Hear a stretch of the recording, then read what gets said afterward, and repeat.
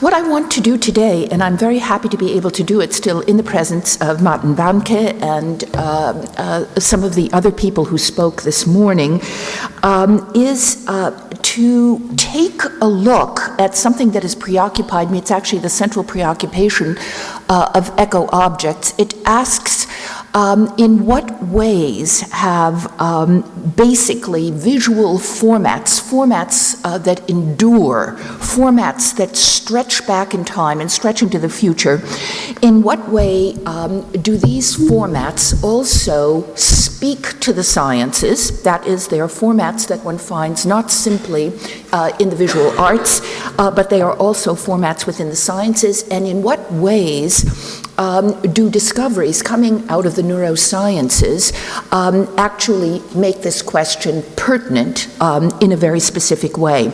And without knowing that Martin was coming today, I'm very happy that I call these the shapes of order, visual order.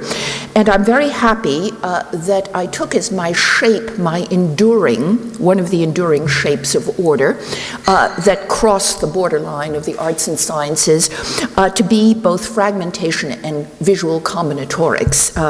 And particularly, I want to take on the issue, and even within that, there is a taxonomy of composites. There's a taxonomy of composites.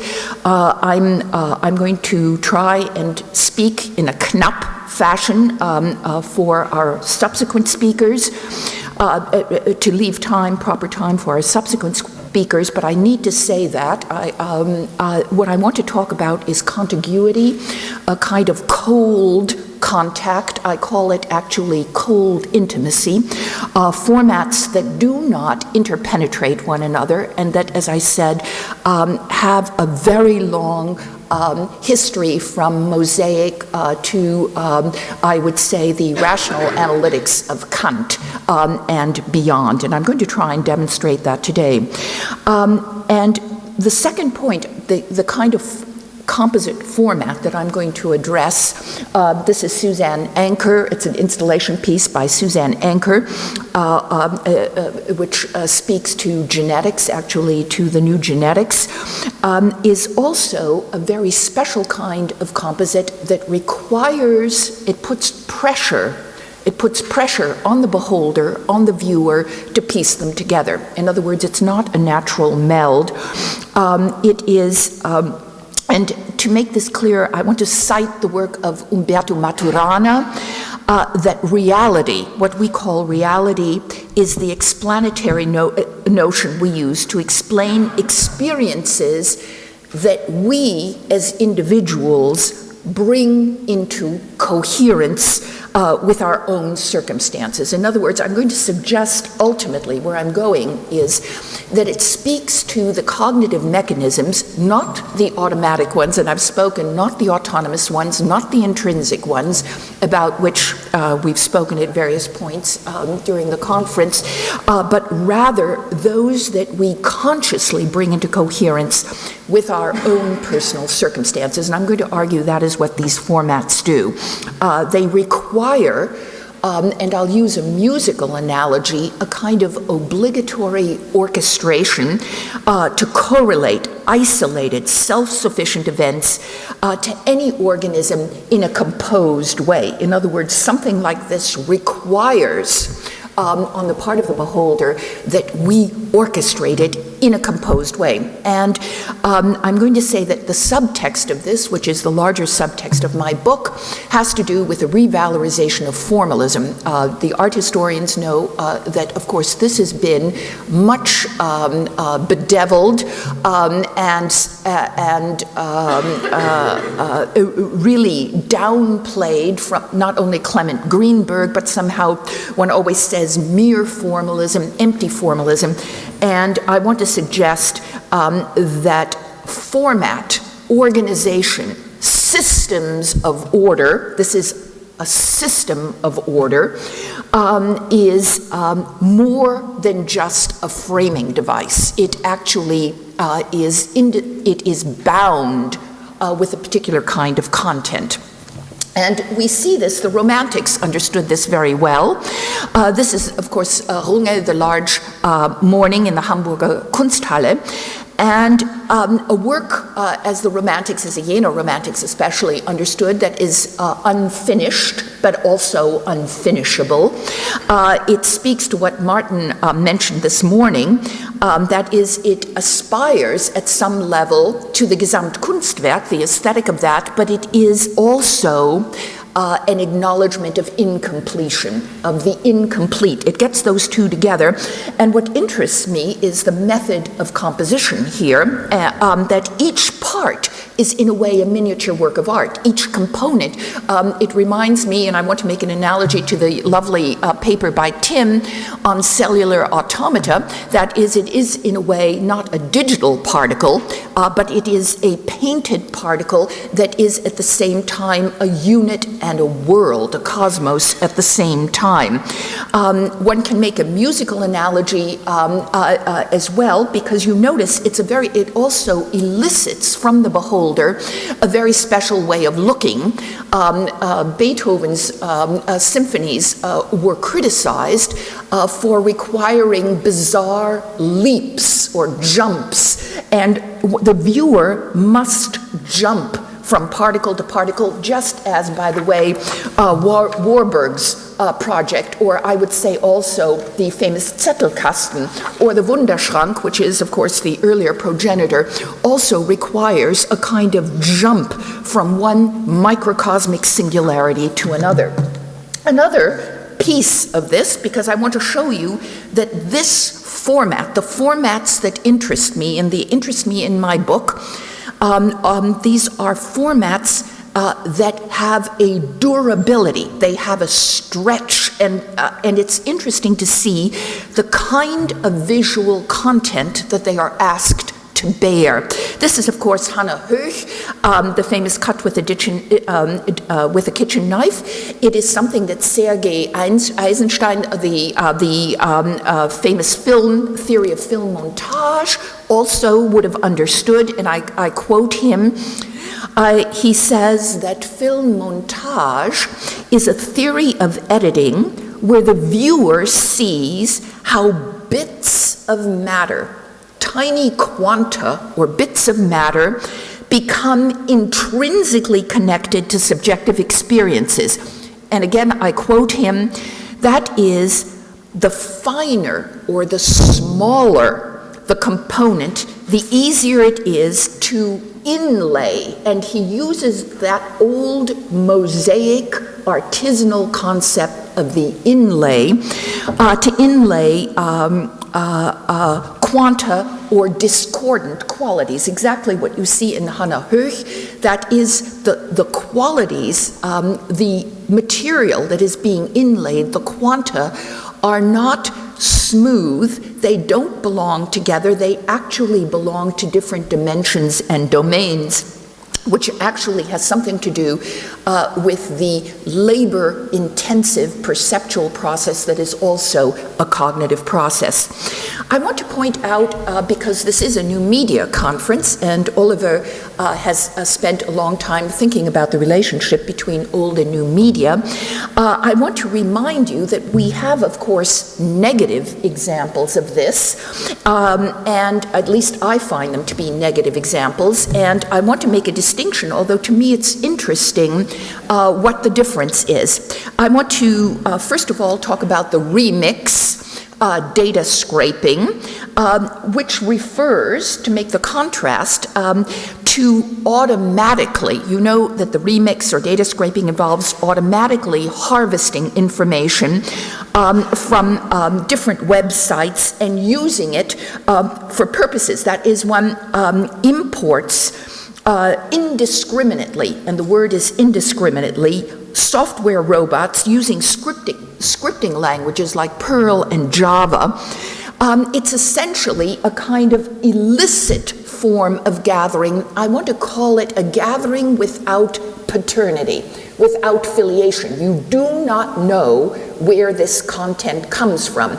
And I'll return to that as an issue. My second example comes from marketing and advertising. It's the subdural marketing approach of the new phenomenon in marketing. You see it in L'Oreal cosmetic commercials. I show it to you here. It is actually this approach. It's obviously not a cosmetic commercial, but it is this approach.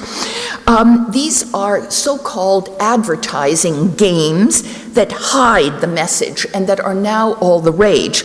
That is, it involves what you see, the generation of interactive fictions, primarily for very small PDAs, for cell phones, up to the internet, actually up to live events. Live events can be incorporated. These narratives, however, unfold in fragments, in visual fragments, that where the audience has to piece together the story, but the story is being pushed around by the receiver. And it is a way of getting around the fact that so many, especially young people, are absolutely media saturated and cynical. And it's an attempt, a new attempt, a very subtle one, precisely because it is an enduring format, to get at audiences that otherwise would not pay attention. I also want to invoke the world of the sciences, especially nanoscience, which one also needs to think about in this particular way. Nanoscience as a new site for branding. That is where one actually puts one's brand, one's logo, very much like the combinatorics, the absolute free-form combinatorics of synthetic biology, but where one puts one's corporate logo, one embeds it in these absolutely in the opposite infinity of the nano world. And where one does this via, it's obviously an inlay process, and it's that I want to show you. It invokes again this old process of inlaying, where atoms in a single layer are embedded in gold wire. These are, of course, on a whole other level, and I'm not going to address it, but I have in another context.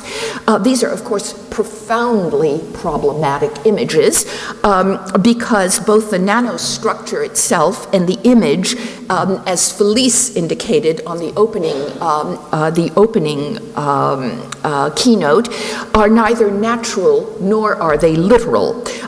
They're artificially colored, highly condensed, and resulting from kind of global averaging. But the method, the format, again, the visual method is what I'm getting at.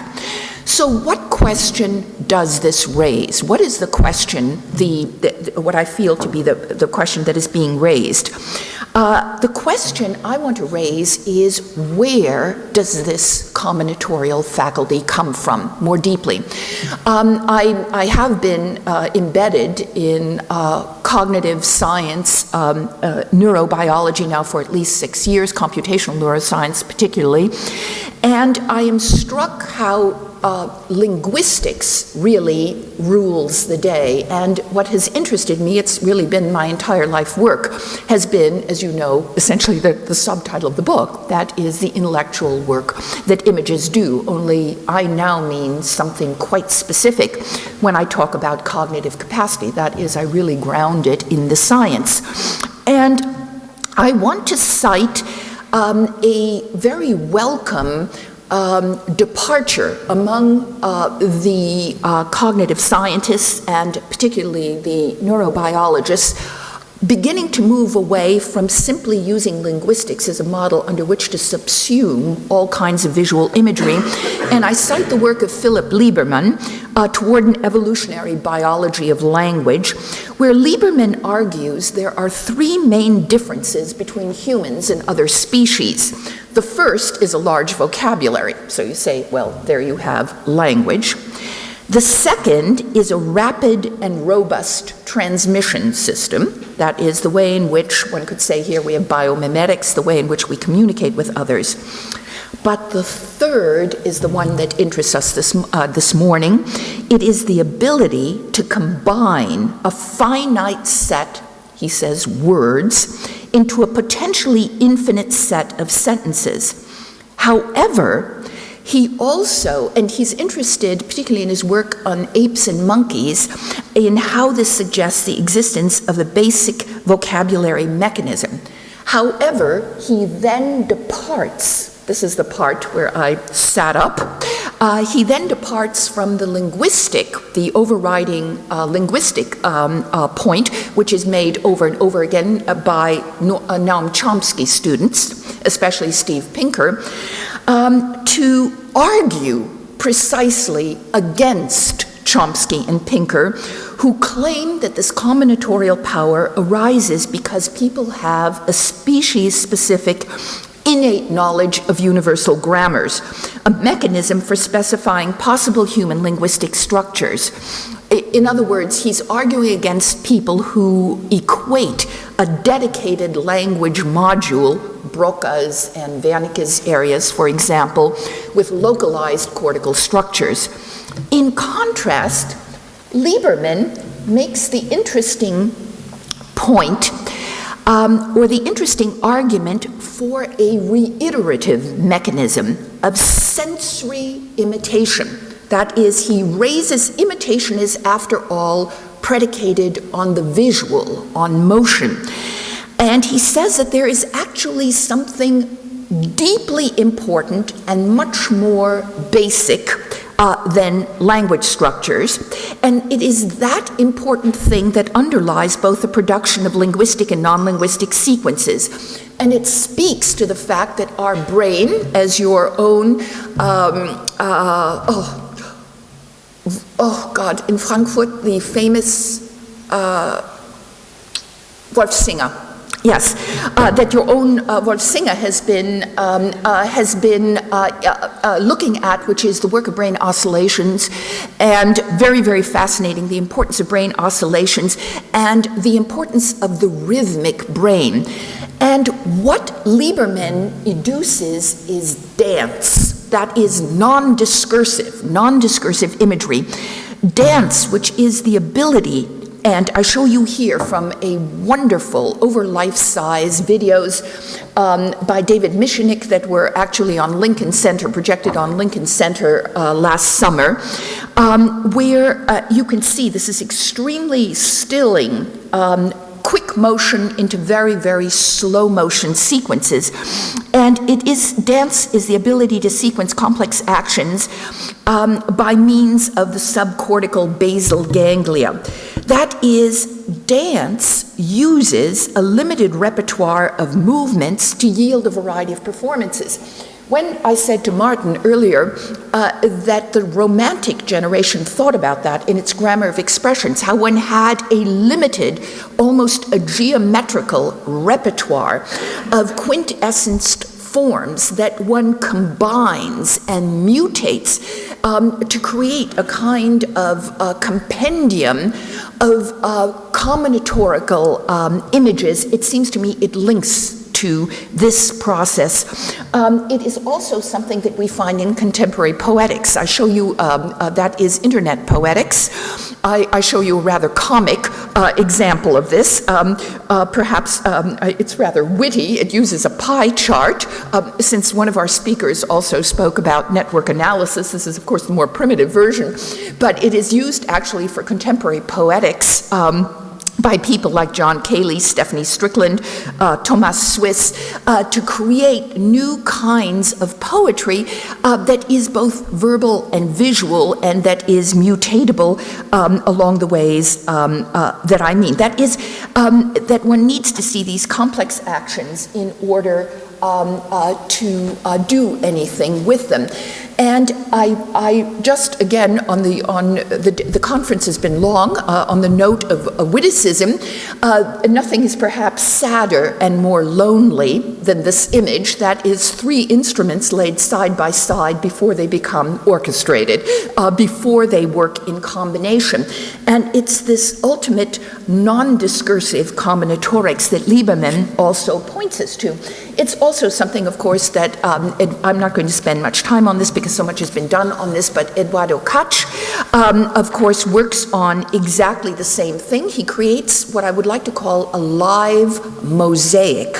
This is, if it functions, and the system doesn't always function, but it's a live mosaic composed of fast-moving multiple components that are projected from a microscope onto a screen and move, and creating a systematic interactive process where, as Kutch says, art is creating life, but it is, again, this mosaic structure. So the question, to come back again, the question that I'm raising is, what about this basic image mechanism, this combinatoric mechanism, that this composite format, which embodies a more or less competitive cooperation between and among self-reliant and independent units spread across a wide area. If we take the concept of conjugation, where one unitary object is overtly and deliberately made up of two or more distinctive and non-dissolvable parts, it gets us to something extraordinarily fundamental. A biologist would understand this image, an art historian would understand this image, an archaeologist would understand this image. Tessellation, tiling. We've spoken about tiling and gridding before as a universal format, and I take it from the lowest absolutely to the highest level because depending how our time goes, and I want to be stopped at 50 minutes, please, I'll just go to my conclusion. I take it from the lowest, this is a commonplace, a visual commonplace, that takes us from the most simple street pavement, bricks, Babylonian, Ishtar, Gate, I mean, you name it, Mesopotamian, archaeology, it takes us to Shang China, Dynasty China, but it also takes us to laying things side by side in a rational argument. In other words, it is, again, a modality. It is a format that has, as we would say in Americanese, it has legs. It goes from one point to another. It is enduring in that sense. And it gets at what really fascinates me, which is the nature of bonding, of bonds, what ties things together. And it's interesting to keep this fundamental partitioned format. You notice it's non-invasive, and I contrast it, I will not have time to do this, with entangled formats, which I also do a lot with, which is a very different but equally ancient format that bears a different kind of content, because it's a different kind of almost erotic relationship. And the biology of this, it's another way of getting biology and culture together. And I simply throw out here, for those of you who are interested in, there is now speculation on how much brain structure actually resembles a mosaic, particularly the people who are interested in a kind of post-Gall and Spurzheim brain modularity, people like V.S. Ramachandran or Semerzecki, which is exactly a mosaic where these functions that have grown by accretion over time, these neural functions are laid side by side, very much like my Roman pavement. It is, if we think of formats, I want to remind you of, again, how different content lends itself to a different format, so that you have everything from this kind of interleaving where you have the motion of air, you have a kind of fluidity, and you have a frame that binds together these elements. At some level, it's connected, but also disconnected from these flat. What interests me about this as well is that it's non-illusionizing. It's a non-illusionary format. This is a foliate structure, and you can think about structures of leaving and interleaving as opposed to an inlay or mosaic or intarsia or marquetry kind of structure. And to go back, if we ask ourselves where this commonplace, putting one thing next to another thing like that with a little bit of matrix sometimes, this juxtapositive mode, it's really an inorganic process. It's something that actually links, it's primitive, biologically primitive as well, because it links the inorganic with the organic world. And I take my example, coral, which hardens. Coral, which is a plant, but it hardens at the touch of air. It's a plant that becomes a rock, and it creates it's a wounding action. It's an action that has a kind of violence to it, and that's rather important too. If we think of the bricks on the street that I showed you, there's nothing gentle about that. It's contiguity. It's pure pushing one thing next to the other. And it suggests, it's things that don't naturally fit together again, and consequently there is an emotion that comes along with it. There is affect that comes along with it. It is as I said, it's a kind of coldly intimate style. It has the capacity to wound. And I quote Ezra Pound on this, which is interesting. Pound talks about his poetics, imagism, and he says that my mind works to a sort of fusion and sudden crystallization. There is something crystalline about this style. And he contrasts this crystalline poetic style where he lays, as you know, Pound, strings one image next to the other. He insets one image next to another. He contrasts that, I quote Pound, with the vegetable sort of mind that goes along with prose. In other words, a distinction between kingdoms in the way this is done. Now, these formats are not just Western. If we want to talk about breadth, they're not Western in the least. They belong to a perspective-free. If we think of my Roman pavement again, what's interesting about that is there is no one-person perspective. I actually take it up to third-person cognition, where there is no I or ego, but a kind of distributed cognition. This is non-illusory. This is, of course, an Islamic 15th century portal, beautiful tiling that Roger Penrose has studied, where you have a kind of surreally sharp, teeming geometric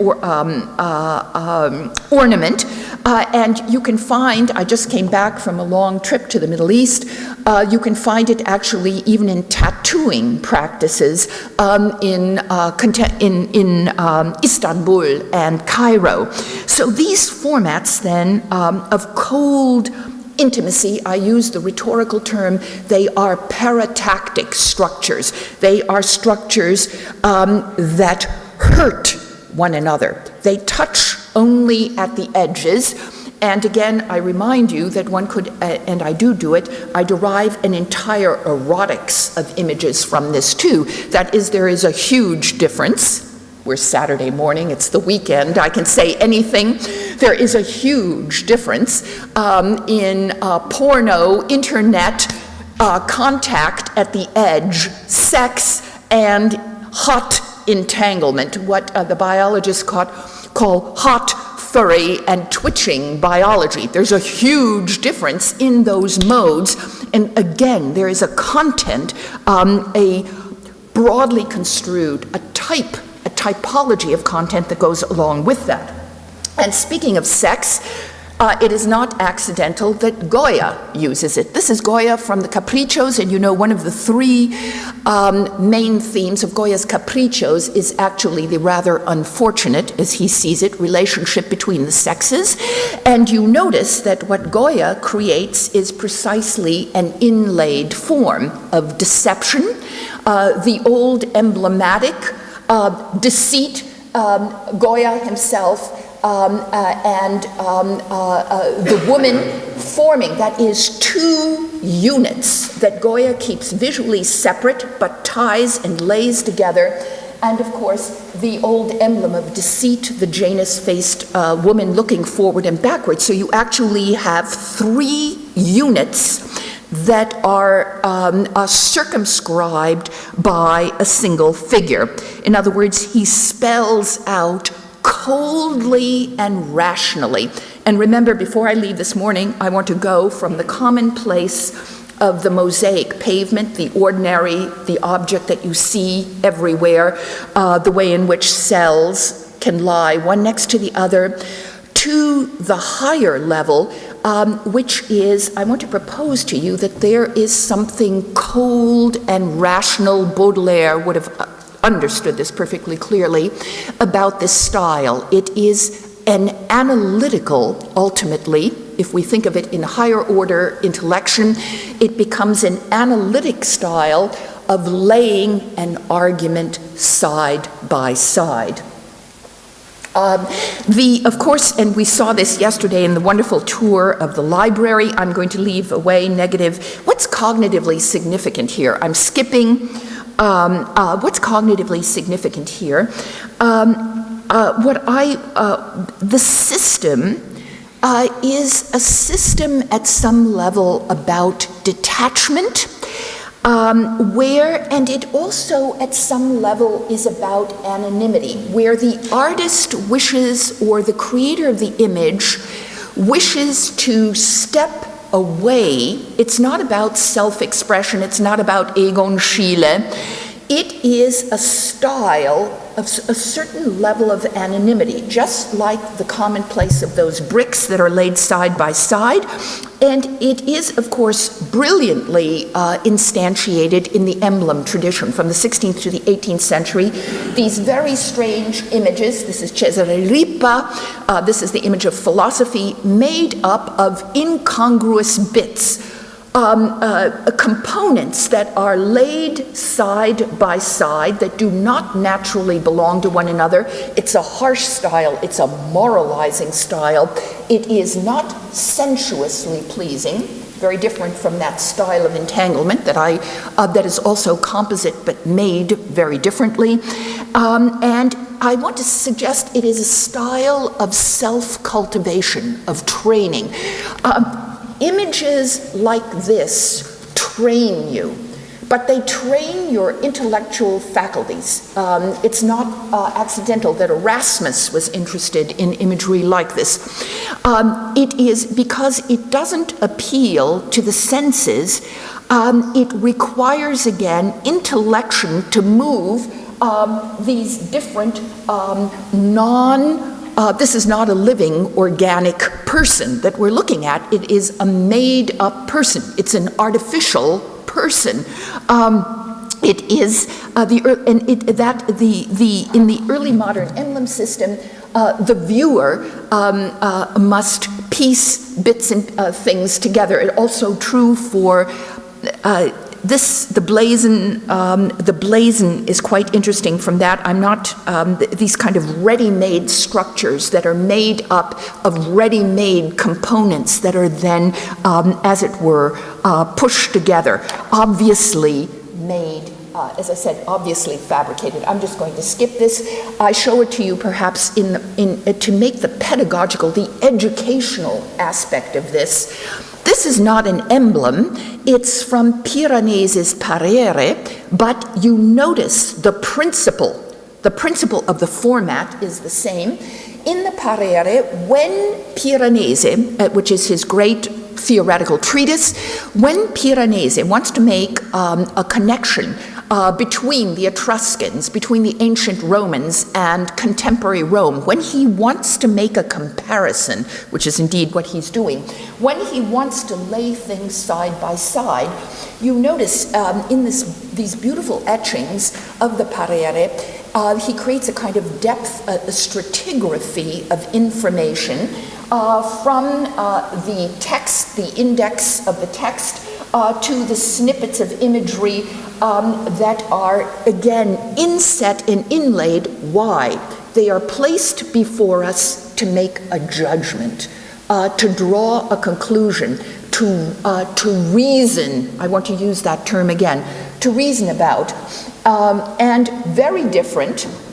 You notice, this is from the Getty, but you notice that the floor, it's the floor that I'm interested in, is a trompe-l'oeil floor. You notice the complete absence of trompe-l'oeil in Piranesi, and it's that absence of directing something to the single perspective, a particular viewer. It creates a very special, these hybrids or undigested aggregates create a very special juxtaposition. And there is something in these works that, if we ask again, what is the cognitive quotient? That's what I always ask. It is, these images are about self-shaping. How we internalize, how we work to internalize, as opposed to something over which we have no conscious control. You have no conscious control over seeing this as trompe-l'oeil. That's just hardwired into how we perceive. And to show you the higher level of this, again, just as an indication, I want to point out that the great Poussin, this is not a crude emblem, but it is a structure that we now recognize. This is one of the two famous et in Arcadia egos. And I want to propose that this system, this primitive, basic visual system, lies behind some of the greatest works of art that we know. Because what do we have here? Poussin creates a structure, a format that we are meant to ponder. We're meant intellectually to make a comparison. This painting is about making a comparison, fundamentally. The shepherds in Arcadia who discover, death is here too, and the casting of the shadow on the tomb. You are meant to make a comparison between the skiogram, the skia of the shadow, and the tomb on which it is cast. And you notice Poussin lays this out like an argument. It's a visual argument to create a deliberative, thoughtful image. It is a principle that we recognize, and after the format underneath the particular format. It is an opportunity for pondered choice.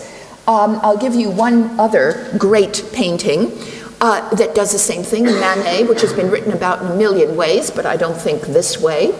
Manet, this is about moral choice. This is about moral choice, where this gesture in the middle of the picture, you choose. What do you prefer, sacred or profane love? There's a kind of, one talks always about the coldness Baudelaire did and anonymity of Manet's style. He does not draw the conclusion for you. He does not do it. You are self-shaped in the inlay of that particular choice. I could say very much more. I'm just going to go to my conclusion. I was going to say that actually one of the great problems, I'll maybe what I call another kind of composition. I took Felice is gone, but I had this especially for Felice. She showed us this chemical. You remember in her paper, she showed us this, she and George Whiteside's, this chemical process.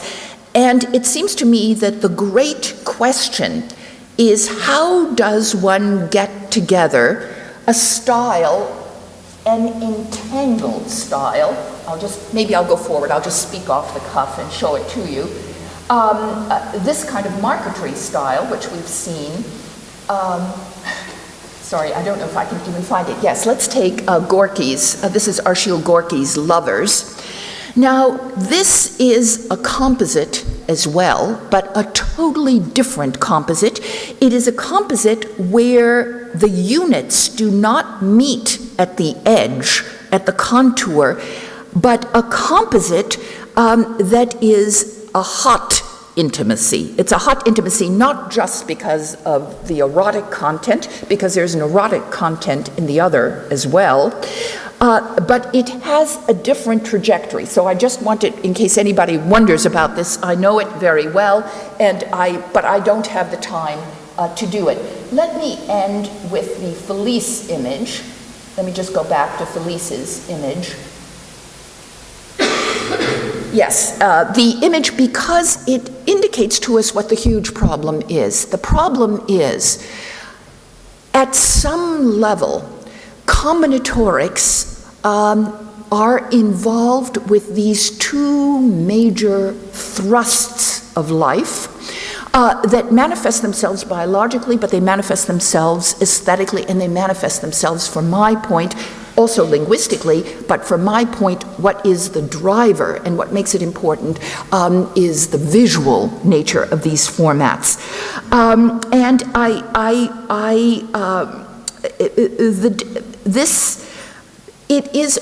the reason these are so major is that it is a way of getting two fundamental experiences of consciousness together. We all, at some level or another, have a feeling that our life is a narrative. It's about flow. It's what Oliver Sacks calls the river of consciousness. One thing moves into another, one thing becomes entangled, as Turner's Cosmic View shows. But there is an entirely different episodic view of perception as well, where things somehow stick to one another at the edges. And the problem is, how do those two systems come together?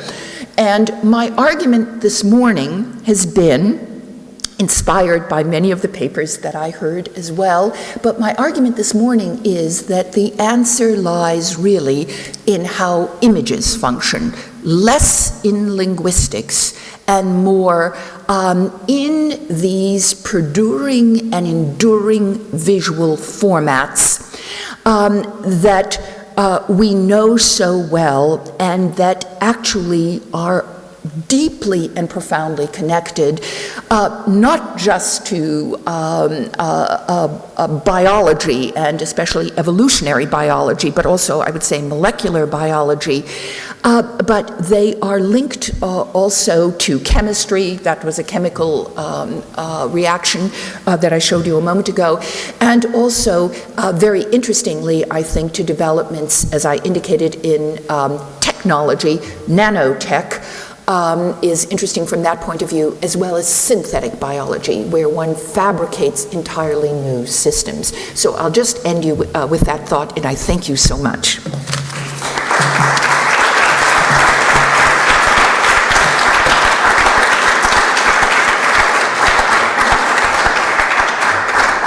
Thank you so very much, Barbara, for this fascinating talk, and it's, let me say that way, white heat radiance you provide us. I assume there are many questions, and they can be also posed in German, since Barbara is a language gifted person.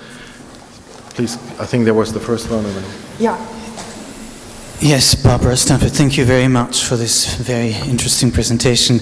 And I'm particularly pleased because it was a follow-up of what we first were given by Martin Warnke. Yes, this is why I wanted to. It's a very good idea, so here. it was a very good coincidence, I must say.